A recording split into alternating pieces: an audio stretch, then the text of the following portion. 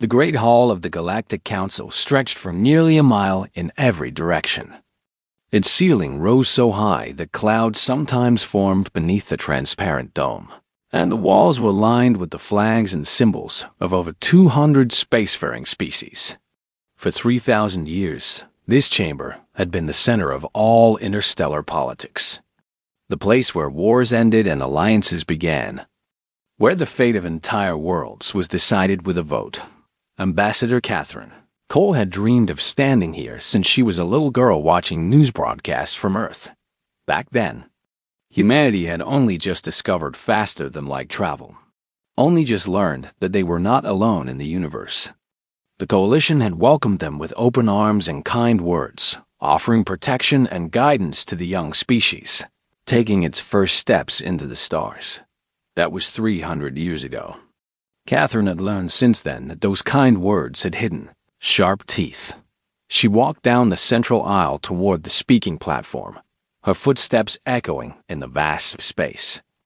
Behind her came Admiral Henry Shaw, a man whose silver hair and weathered face told the story of 4 decades spent defending Earth's interests in a galaxy that cared nothing for them. He had buried too many soldiers in nameless graves on distant worlds, fighting wars that benefited only the Coalition's core members. The delegates watched them approach with expressions ranging from boredom to mild curiosity. The Valkyries sat in their crystal thrones, their 4 eyes tracking every movement with predatory attention. The Gethrani delegation sprawled across cushioned platforms, their serpentine bodies coiled in elaborate patterns that supposedly conveyed status and mood. The Thornaki stood motionless in their environmental suits, beings of living stone who measured their lives in millennia rather than decades. Catherine reached the platform and took a moment to steady herself. She had spent 6 months preparing for this speech, had run simulations of every possible response, had studied the psychology and culture of every major species in the chamber. She knew that what she was about to request would be difficult. She had not expected it to be impossible. "Honored delegates of the Galactic Council," she began, her voice amplified by the chamber's acoustic systems to reach every corner of the vast space. "I come before you today as the voice of Earth and her 12 colony worlds. For 3 centuries, humanity has served the Coalition faithfully. Our soldiers have bled and died defending borders that were not our own. Our scientists have contributed to research programs that benefited species who refused to share the results with us. Our miners have extracted resources from asteroids and moons, sending 90% of everything they found to Coalition coffers, while our own people struggled with shortages." She paused, letting the words settle. A few delegates shifted uncomfortably, but most maintained expressions of practiced indifference. "We have done all of this," Catherine continued, "because we believed in the Coalition's promise. We believed that one day, humanity would be recognized as equal partners in this great galactic community. We believed that our contributions would matter, that our sacrifices would be remembered, that our voices would be heard." She straightened her spine and lifted her chin. "Today, I formally request that Earth be elevated to full Council membership, with all the rights and privileges that status entails. Our economic output now exceeds 17 member worlds combined. Our military forces have proven themselves in 12 major conflicts. Our cultural and scientific contributions have enriched the Coalition in ways that cannot be measured in credits alone. We have earned this recognition. We deserve this recognition, and we respectfully request that the Council grant it." Silence filled the chamber for exactly 3 seconds. Then the laughter began. It started with the Valkyrie delegation, a clicking, chittering sound that their translators rendered as mocking amusement. The Gethrani joined in with their hissing giggles. And soon half the chamber was laughing openly at the human ambassador and her ridiculous request. High, Speaker Zontal rose from his crystal throne, his 4 eyes glittering with cruel delight. He was the oldest and most powerful member of the Council, a being who had watched empires rise and fall for over 800 years. When he spoke, even the laughter fell silent. "The humans wish to be considered equals," he said, his translator converting the clicks and whistles of his native tongue into perfect English. How charming. How delightfully naive. Tell me, Ambassador Cole, do you also consult with the insects before you step on them? Do you ask permission from the bacteria before you wash your hands? More laughter rippled through the chamber. Catherine felt her face grow hot, but she did not look away from the high speaker's mocking gaze. "Earth is useful," Zorntal continued, descending from his throne to approach the speaking platform. "We have always said this. Your species breeds quickly and dies quickly, which makes you excellent soldiers for conflicts we would rather not waste our own people on. Your homeworld is rich in certain minerals that are tedious to extract elsewhere. Your scientists occasionally produce interesting ideas that our own researchers can develop into something actually worthwhile. But equals? The very notion is absurd."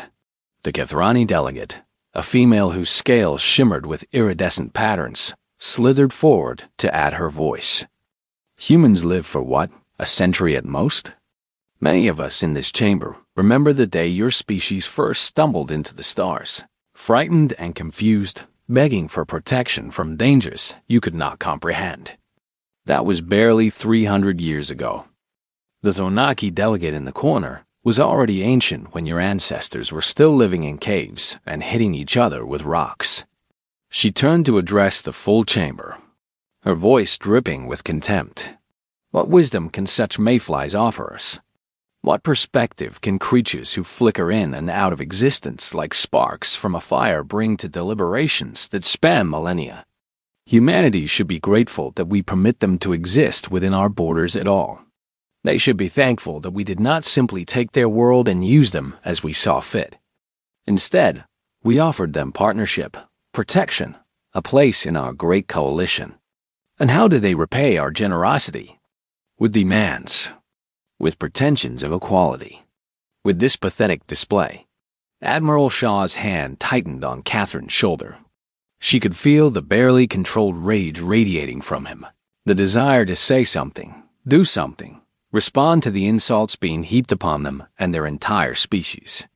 But she placed her own hand over his, a silent signal to remain calm. "I understand the Council's position," Catherine said quietly. Her voice was steady, but there was something new in her eyes, something cold and hard that had not been there before. "I will convey your response to Earth.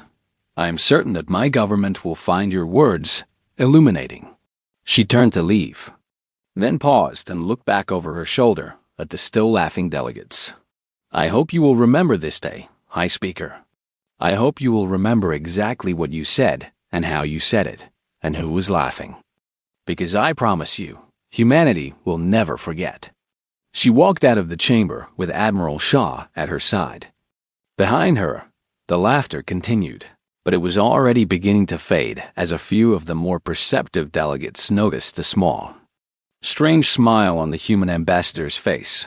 None of them noticed the tiny recording device she had left beneath the speaking platform, capturing every word and every laugh for posterity. None of them suspected that they had just made the worst mistake in the history of their coalition, and none of them could have imagined what would come next. The recording played on a loop in the Oval Office, filling the room with the sound of alien laughter. President Daniel Carter sat behind his desk, his hands folded beneath his chin, his eyes fixed on the holographic display that showed High Speaker Zorntal mocking humanity in front of the entire Galactic Council. Around him sat the most powerful people on Earth and her colonies. General Maria Santos, the commander of all human military forces, stood near the window with her arms crossed and her jaw tight. Secretary of State Patricia Holt occupied one of the leather chairs, her tablet filled with notes and analysis. Admiral Henry Shaw had returned from the council chamber just 6 hours ago, and the anger in his gray eyes had not dimmed one bit. The recording finished. The room fell silent. How long have they been saying things like this? President Carter asked quietly. Patricia answered first. Our intelligence suggests that this attitude has been common among coalition leadership for at least 2 centuries. They simply stopped hiding it as carefully in recent decades. They believe we have no choice but to accept whatever treatment they give us. And do we have a choice? General Santos turned from the window. We do now, sir. Project Horizon is fully operational. We have been preparing for this moment for 12 years. President Carter nodded slowly. He had authorized Project Horizon during his first term, back when he was still naive enough to hope that the coalition might eventually treat humanity fairly. The project had begun as a contingency plan, a backup option in case diplomacy failed completely. Over the years, as the insults and exploitation continued, it had grown into something much larger. Tell me the numbers, the president said.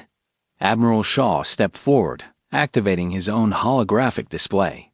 A map of known space appeared, showing the vast territory controlled by the coalition, with Earth's modest holdings marked in a small blue cluster near the edge. The Veil fleet currently consists of 247 warships, Shaw began. 12 carriers, 48 battlecruisers, 86 destroyers, and 101 support vessels.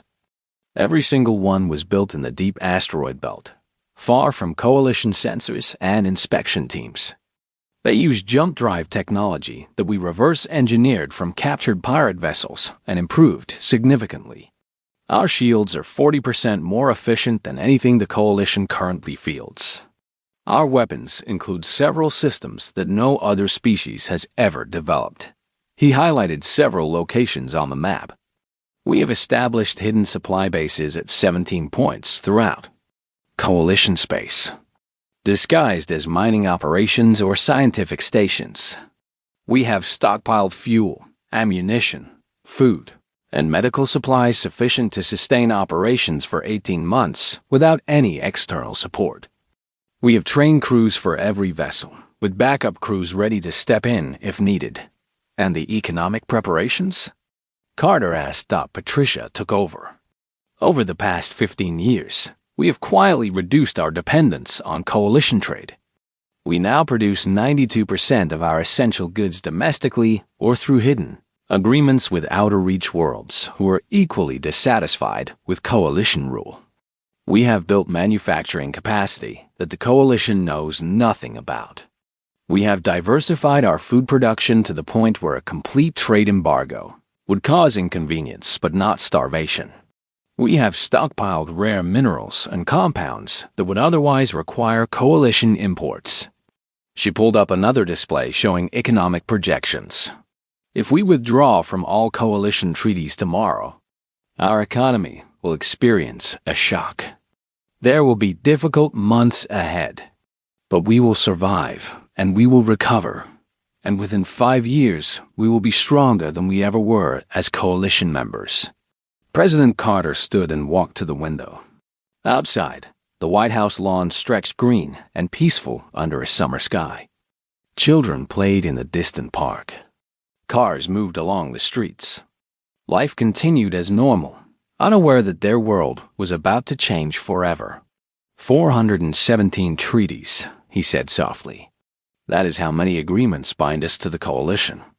Trade deals, defense pacts, technology sharing arrangements, territorial concessions, mining rights, navigation permissions, cultural exchange programs.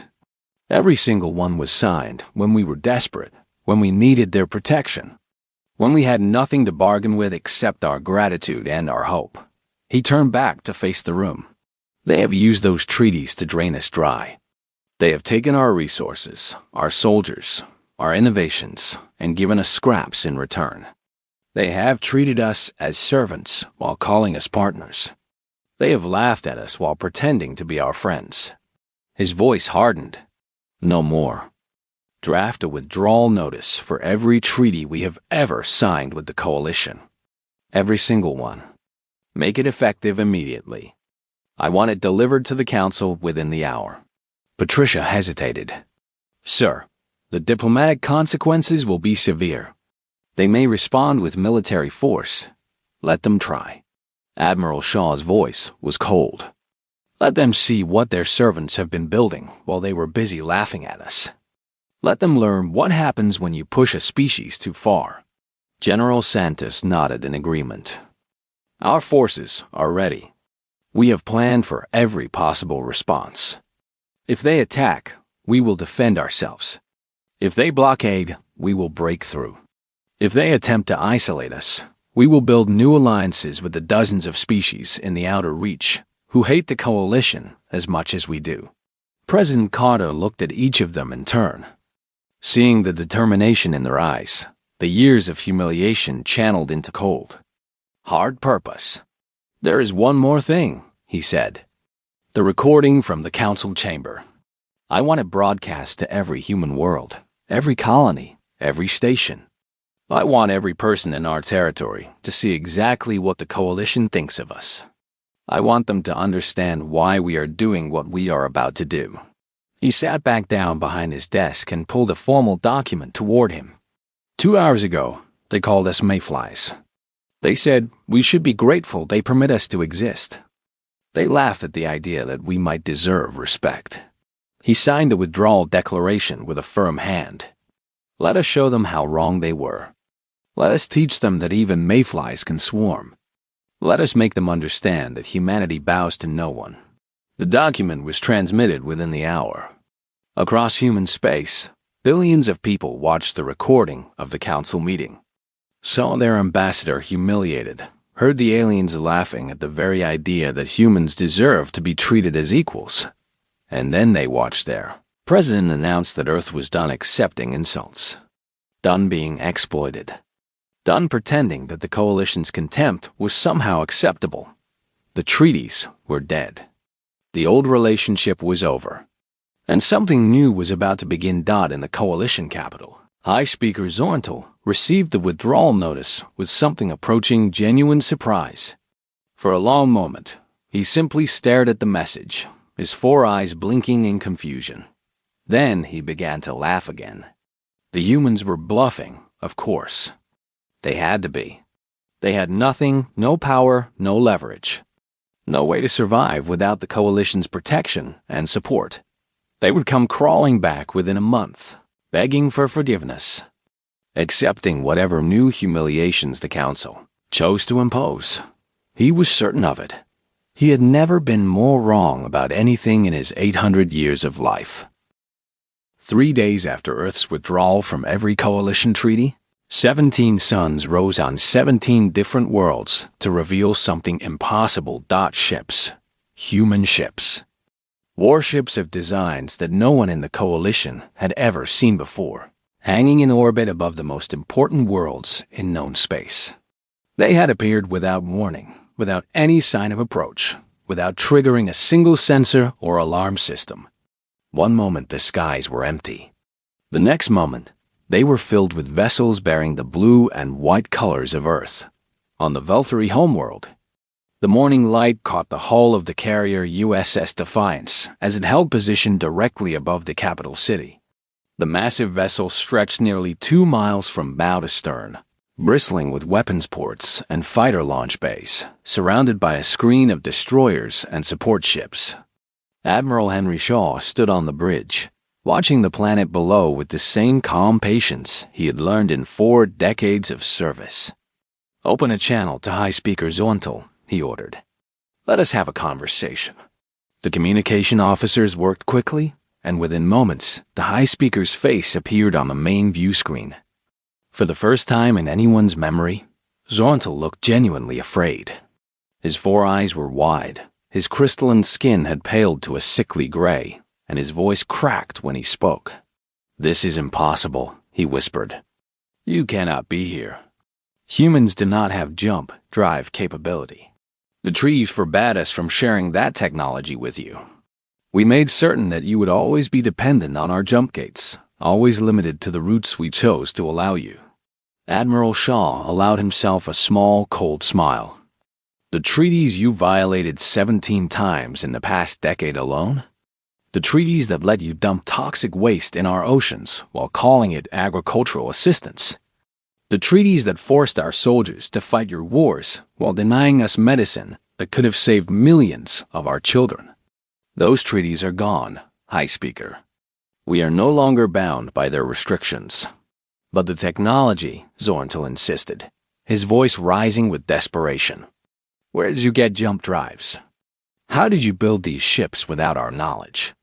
We monitor your shipyards, your research facilities, your military installations. We would have seen construction on this scale. You saw what we wanted you to see. The Admiral's smile widened slightly. For 12 years, we built in secret. Deep in the asteroid belt, far from your sensors and your spy satellites and your inspection teams. We captured pirate vessels that used stolen Coalition technology. We reverse-engineered their jump drives. We improved them. We developed weapons and shields that your scientists never imagined. And all the while, your ambassadors smiled at us and accepted our tribute and laughed about the stupid humans who would never amount to anything. He leaned forward, and his voice became hard as steel. We remembered every laugh, High Speaker. We remembered every insult. We remembered the names of every soldier who died fighting your wars for no reward. We remembered the children who died from diseases you could have cured, but chose not to share with lesser species. We remembered everything, and we used that memory to fuel 12 years of secret preparation for this exact moment. On the view screen, Zorntal seemed to shrink, his arrogance draining away like water through sand.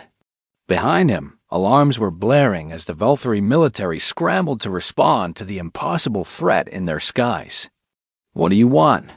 he asked quietly. "If this is about the council meeting, I can arrange for a new hearing. I can propose your elevation to full membership myself. I can make amends for the insults that were spoken. Just tell me what you want, and we can negotiate." Admiral Shaw shook his head slowly. "We do not want membership in your coalition, High Speaker. We do not want a seat at a table where we will always be seen as lesser beings, tolerated at best and despised at worst. We want something much simpler. Name it. We want you to understand that the age of human submission is over. We want you to know that we are no longer servants or soldiers or resources to be exploited. We want you to remember this day, this moment, the sight of human warships in your skies, and we want you to tell every member of your council exactly what you saw."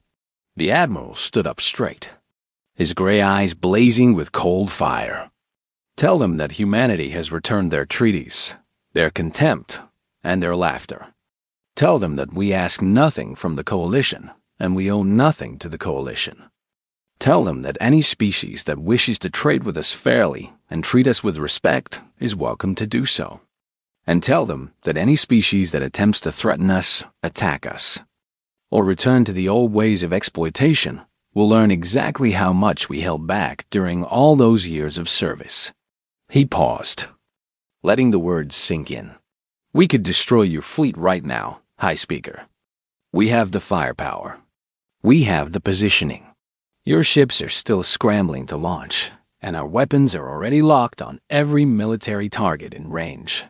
But that is not why we are here. We are not conquerors. We are not destroyers. We are simply a species that has had enough of being treated as less than we are." Across the 17 worlds where human fleets had appeared, similar conversations were taking place. On the Kathrani homeworld, Captain Lisa Perry addressed the Serpentine delegation that had laughed loudest at the council meeting. On the Thornaki border stations, Commander Nathan Brooks explained to the ancient stone beings that humanity's patience had finally run out. On dozens of other worlds, human officers delivered the same message with the same calm, controlled anger. The Coalition scrambled to respond. Military commanders demanded permission to attack the human vessels. Politicians screamed at each other in emergency sessions. Intelligence agencies desperately tried to understand how they had missed something so enormous for so long, but no one attacked. Because everyone could see the same thing. The human ships were superior. Their shields glowed with unfamiliar energy signatures. Their weapons ports hummed with barely contained power. Their positioning was perfect, their crews disciplined. their commanders utterly confident. For the first time in 3,000 years, the great powers of the coalition felt something they had never experienced before. They felt afraid, not of what the humans might do, but of what they might have become while no one was paying attention. On the bridge of the USS Defiance, Admiral Shaw watched Zorntal struggle to process everything that had happened.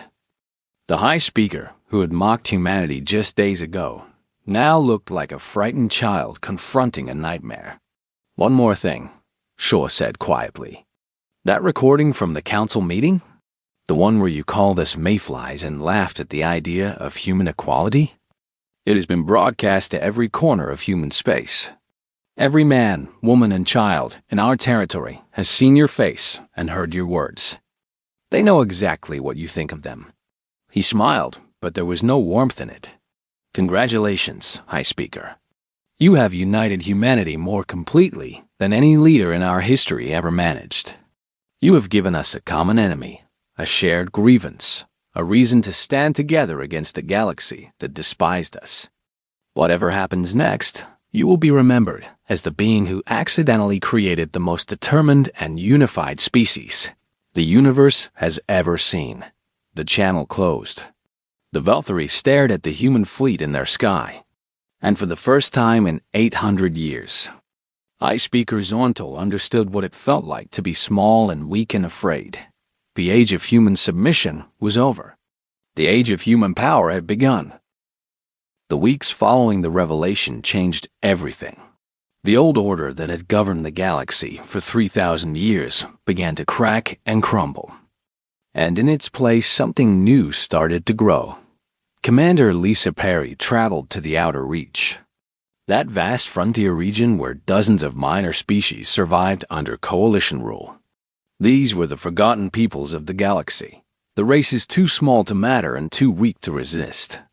They had suffered in silence for centuries, paying tribute they could not afford, watching their young people conscripted into wars that were not their own, accepting abuse because they had no other choice. Lisa met with their leaders in secret, on a small station orbiting a dying star that the coalition had long since abandoned. The representatives of 18 different species gathered in a cramped conference room, their faces showing a mixture of hope and suspicion that she had seen many times before. "Earth is not asking for tribute," she told them.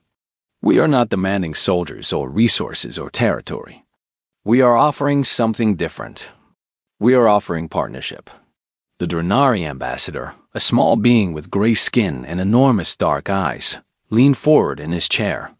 His people had been under coalition rule for over 400 years, reduced from a proud civilization to a source of cheap labor for Valkyrie mining operations. "The coalition made similar promises when they first arrived in our space," he said, his voice bitter with old pain. "They spoke of protection and cooperation and mutual benefit. Then they took everything we had and left us with nothing but debt and servitude. Why should we believe that humans will be any different?" Lisa nodded slowly. She had expected this question. She would have asked it herself. "Because we were them," she answered simply. 30 years ago, humans were exactly where you are now. Exploited, dismissed, laughed at when we dared to ask for basic respect. We know what it feels like to be treated as lesser beings. We know the anger and the humiliation and the desperate hope that someday things might change. We are not offering you friendship out of kindness. We are offering it because we understand, and because together we can build something better than what the coalition ever gave us." The negotiations lasted for 3 weeks. There were arguments, doubts, and moments when everything nearly fell apart. But slowly, carefully, trust began to form. The Outer Reach species saw that the humans meant what they said. They saw trade agreements that did not demand 90% of everything produced. They saw military alliances that did not require surrendering their young people to die in foreign wars.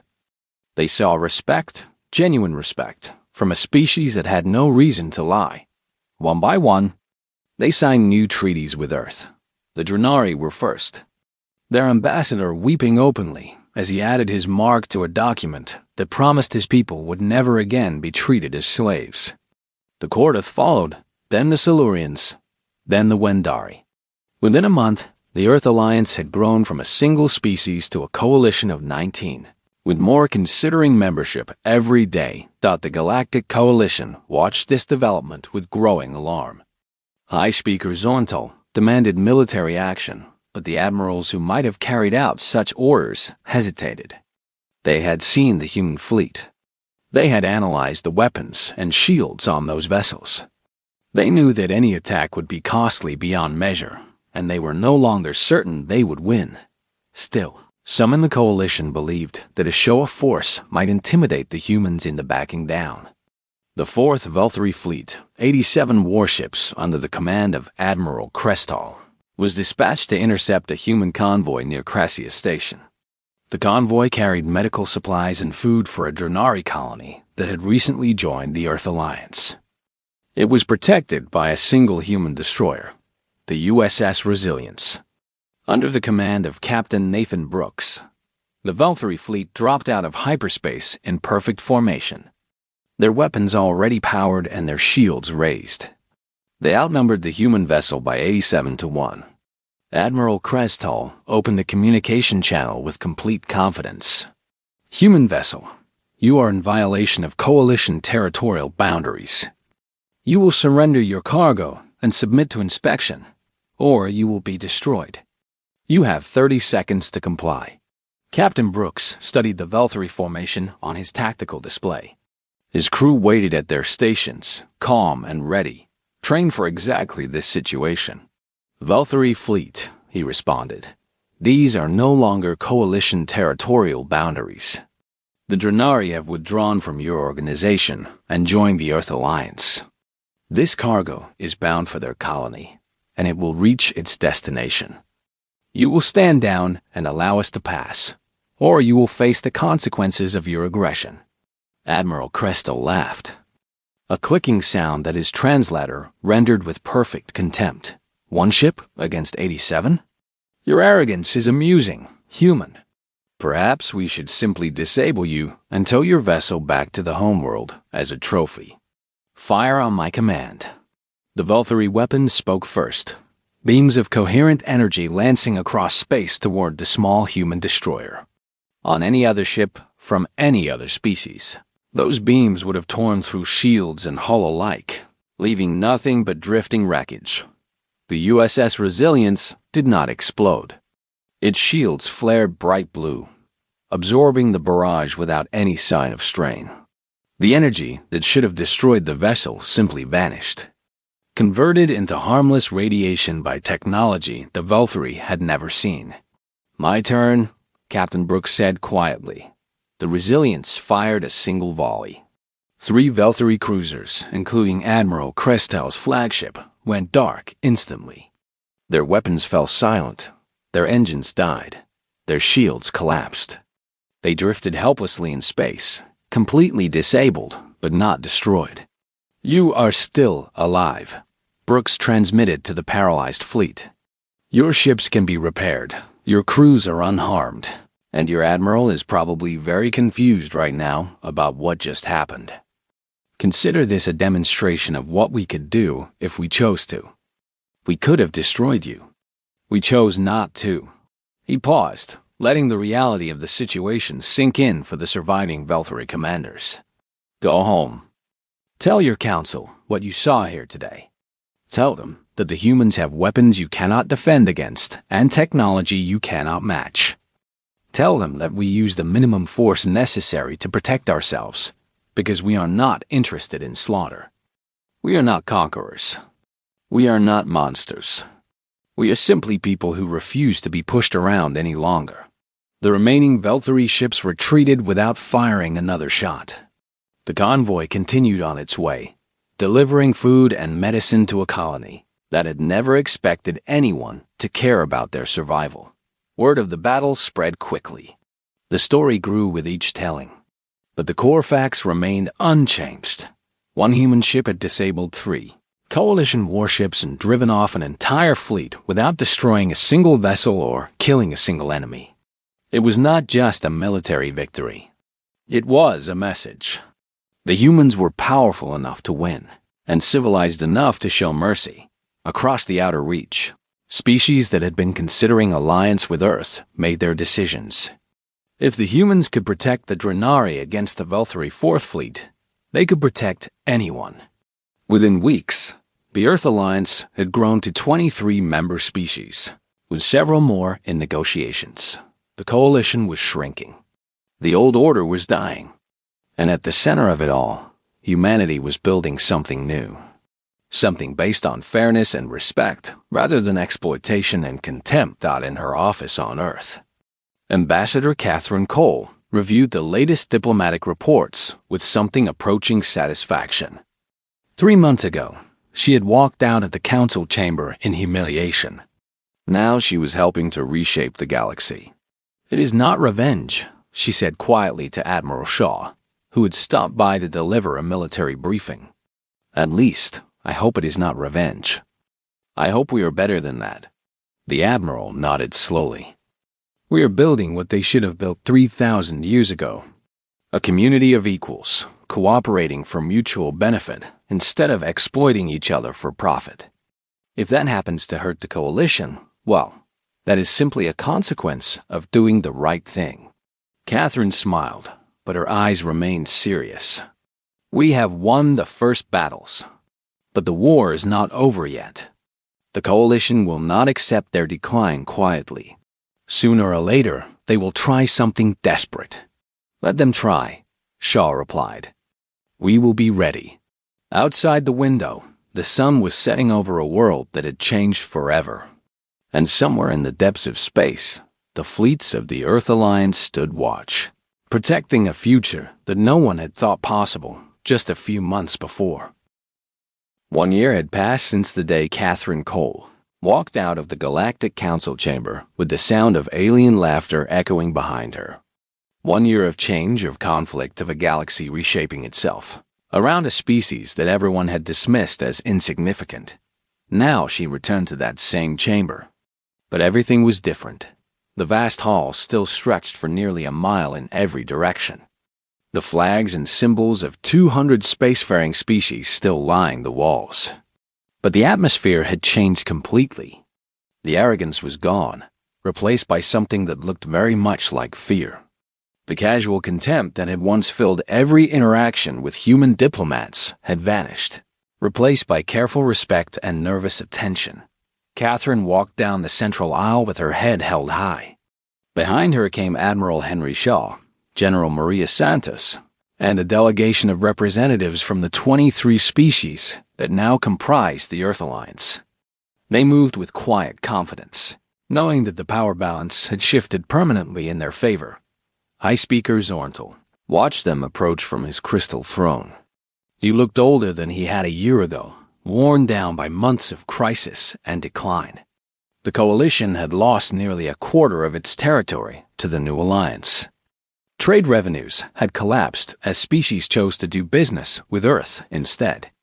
Military commanders whispered about defecting. The great order that had ruled the galaxy for 3,000 years was crumbling, and everyone knew it.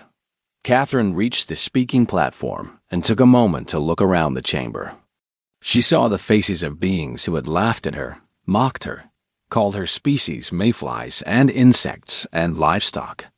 She saw the Kithrani delegate who had suggested that humans should be grateful to exist at all.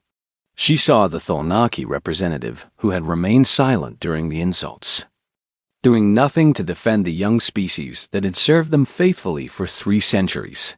She saw fear in their eyes, uncertainty, the desperate hope that maybe, somehow, the humans had come to negotiate rather than to destroy. "I am not here to gloat," Catherine began, her voice carrying to every corner of the vast space. "Humanity does not need the Council's approval anymore. We have proven that. Our fleet controls the approaches to 30 star systems. Our alliance includes species that were once your most loyal subjects. Our economy is thriving while yours declines. We have nothing to gain from being here, and nothing to lose by walking away." She paused, letting the words settle into the uncomfortable silence. But we are here anyway, because we believe in something that you seem to have forgotten. We believe in cooperation. We believe in mutual respect. We believe that the galaxy does not have to be ruled by exploitation and contempt. She activated a holographic display, showing a map of known space. The Coalition territory was marked in red, the Earth Alliance in blue. A year ago, the blue had been a tiny spot near the edge of the map. Now it formed a substantial presence, stretching across what had once been the outer reach. You see this as a threat, Catherine continued. You see 23 species united against you, and you wonder if we have come to demand your surrender. You calculate military options and economic pressures and diplomatic maneuvers, trying to find some way to restore the old order that served you so well for so long. She shook her head slowly. You are wrong. We have not come here to destroy the Coalition. We have come here to offer you something better. Murmurs rippled through the chamber. Zontal leaned forward in his throne, his 4 eyes fixed on the human ambassador with desperate intensity. What do you mean? He asked, his voice uncertain for the first time in anyone's memory. Catherine smiled, but there was no triumph in it. Only a quiet, patient hope. You mocked us for dying in a century. You called us mayflies, creatures too brief to matter, too fleeting to contribute anything of value. But our short lifespan taught us something that you, with your centuries and millennia of existence, seem to have forgotten. She stepped closer to the high speaker, speaking directly to him now. We learned urgency. We learned that every moment matters, because we do not have infinite time to waste on cruelty and petty dominance games. We learned that we must build something better for those who come after us, because we will not live to see the full results of our labor ourselves. We learn to think not in terms of what benefits us now, but in terms of what kind of galaxy we want to leave behind. She turned back to address the full chamber. The Coalition was built on exploitation. Strong species dominating weak ones, extracting tribute and labor and resources, treating anything smaller as a resource to be used rather than a partner to be respected. That system worked for 3,000 years because no one had the power to challenge it. But it was always wrong. It was always cruel. It was always doomed to fail eventually. She gestured toward the Earth Alliance delegation behind her. Look at the species who have joined us. The Drenari, who were treated as slave labor for 4 centuries. The Cordath, whose children were conscripted to fight wars that had nothing to do with them. The Silurians, whose homeworld was stripped of resources to feed Coalition industries. They did not join us because we conquered them. They joined us because we offered them something the Coalition never did: respect, fairness, a seat at the table as equals, not as servants. She placed a small device on the speaking platform. It projected a document, page after page of careful text covering every aspect of interstellar cooperation. This is our proposal for a new galactic charter. Not a treaty between the Coalition and the Earth Alliance, but a framework for a new galactic order entirely. Equal representation for every member species, regardless of age or population or military power. Fair trade standards that prevent exploitation and ensure mutual benefit. Protected rights for all beings, enforced by a collective security arrangement that no single species can dominate. The chamber was completely silent now.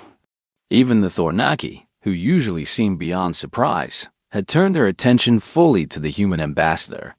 You can reject this proposal, Catherine said quietly. You can cling to the old ways, try to rebuild the Coalition as it was. Continue the patterns of exploitation that have defined your civilization for millennia. But I think you know deep down that it will not work. The galaxy has changed. Species that once accepted your dominance have seen that another way is possible. They will not go back to being servants, no matter how much force you apply. She met Zontalis' eyes directly. Or you can join us in building something new. Something that does not require conquest or exploitation. something that recognizes the worth of every species, regardless of how long they live or how recently they reached the stars. Something better. The High Speaker was silent for a long moment. His 4 eyes studied the human ambassador, searching for deception, for hidden threats, for the trap that surely must be waiting. But all he saw was a being who meant exactly what she said. Why? He finally asked, his voice barely above a whisper. Why offer this to us? After everything we did, everything we said, why give us a chance to be part of your new order? Catherine smiled, and this time there was warmth in it. Because that is what we wish you had done for us 300 years ago. Because we believe that even beings who have made terrible mistakes deserve the chance to change. Because building a better galaxy means including everyone who is willing to help, not just the people we already agree with. She stepped back from the platform. Read the proposal. Discuss it among yourselves. Take as much time as you need. We will be here when you are ready to talk as equals. She turned and walked toward the exit, a delegation following behind her. The chamber remained silent as she left, every delegate lost in thought about everything they had just heard dot at the door. Catherine paused and looked back one final time. 1 year ago, I stood in this chamber and asked for something simple. I asked to be treated as an equal. You laughed at me. You mocked my species. You told me that we should be grateful you permitted us to exist. Her voice was calm, but there was steel beneath the surface. We remembered that moment. We will always remember it. But we choose not to let it define us. We choose to be better than you were. We choose to offer the hand of friendship, even to those who once despised us. She smiled, soft and genuine and full of hope. That is what it means to be human. That is why we will succeed where you failed. And that is why, one day, the galaxy will be better than any of us could have imagined. She walked out into the corridor beyond, leaving the Galactic Council to contemplate a future that no one had expected, built by a species that no one had respected, founded on principles that seemed so simple and yet had somehow been forgotten for 3,000 years. Humanity had come to the stars as refugees, as servants, as the butt of cruel jokes. They left that chamber as the architects of a new galactic order, offering mercy to those who had shown them none, and somewhere, in the quiet archives of Earth's diplomatic corps, the original recording from that fateful council session remained preserved, not as a monument to grievance or a reminder of past wrongs, but as a lesson for future generations. They had been underestimated once. They would make certain it never happened again. And in doing so, they would build a galaxy worthy of the species they had always known they could become.